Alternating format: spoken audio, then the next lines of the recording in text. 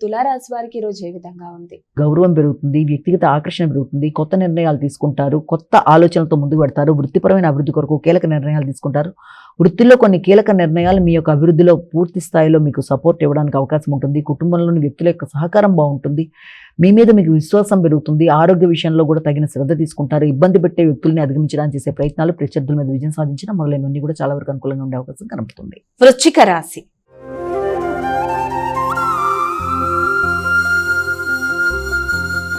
మైక తదుపరి రాశి అయినటువంటి వృశ్చిక రాశి వారికి ఈ రోజు ఎలా ఉంది? ఒత్తిడి అధికంగా ఉంటుంది. వృత్తిపరమైన విషయాల్లో అధిక శ్రమ, ఒత్తిడి అధికంగా ఉండడం బట్టి కూడా పూర్తి స్థాయిలో దృష్టి కేటాయించలేక కొంత శ్రమ, ఒత్తిడితో ఇబ్బంది పడే అవకాశం ఉంది. కాబట్టి ముందుగా దాన్ని అధిగమించాలి. సమయానికి ఆహార స్వీకరణ చేయాలి.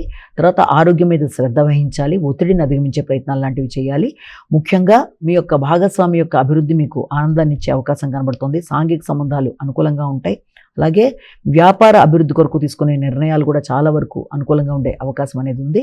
అలాగే దూర ప్రయాణాలకి అవకాశం, దూర ప్రయాణాలకు సంబంధించి తీసుకునే నిర్ణయాలు చాలా వరకు మీకు అనుకూలమైన వాతావరణాన్ని క్రియేట్ చేసే అవకాశం లాంటిది కనబడుతుంది.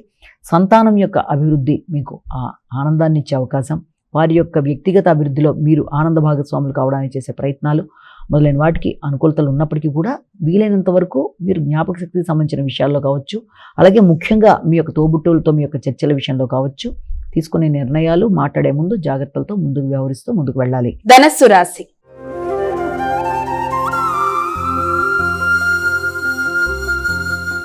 మైక తదుపరి రాశి అయినటువంటి ధనస్సు రాశి వారికి నేటి రాశి ఫలాలు ఎలా ఉన్నాయి? ఆర్థిక సంబంధమైన విషయాలు చాలా వరకు అనుకూలంగా ఉంటాయి. ఎదురు చూసిన విషయాలలో అంటే వాహనాలకు సంబంధించి కానీ, గృహానికి సంబంధించి కానీ ఏదైనా మీరు కీలక నిర్ణయాలు తీసుకున్నా, పెట్టుబడులు పెట్టడానికి చేసే ప్రయత్నాలకు కూడా చాలా వరకు ఎక్కువ శాతం ఈ రోజున దృష్టి కేటాయిస్తారు. వాటికి సంబంధించిన ఖర్చులు అయ్యే అవకాశం ఉంది.